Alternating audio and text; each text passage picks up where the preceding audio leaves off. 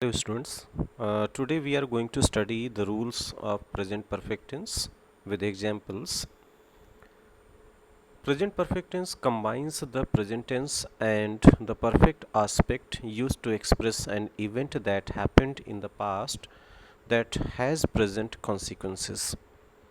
This tense is used to show a link between the present and past and is commonly used in everyday conversations, in the news, on the radio, and when writing letters.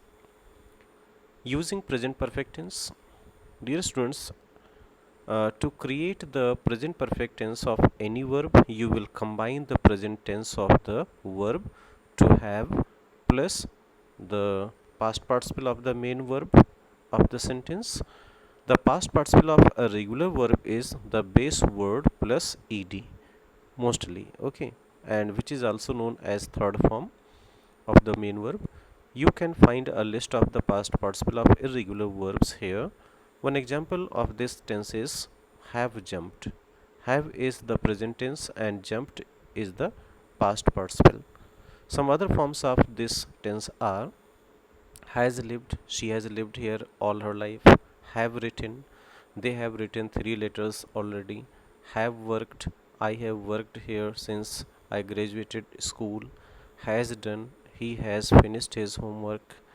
Have been, we have been to Canada. Has forgotten, she has forgotten her folder. There are many different situations where the present perfect tense can be used. It can be used in the following ways: to describe an action that is being repeated between the past and present. Example, we have gone to the beach many times. Next is to describe an action that started in the past and it is still continuing in the future.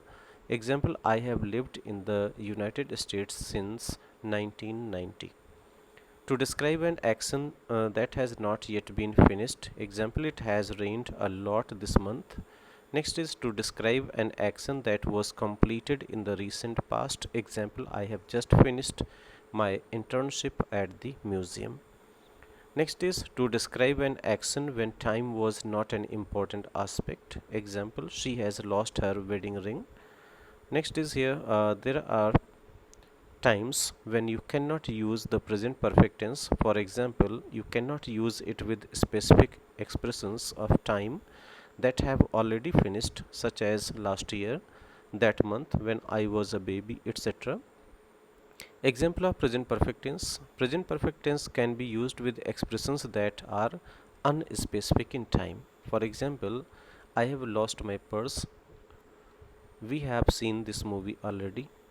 He has broken his leg. There has been an accident. Some examples of present perfect tense used to express an unfinished period of time are: we haven't seen her today. They have been to the mall twice this month. She has watched that show 3 times this week.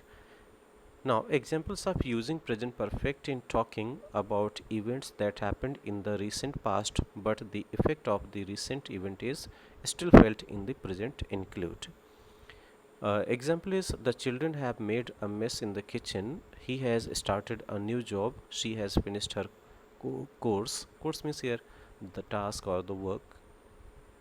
Next is present perfect tense can be used in questions as well. Here are some examples.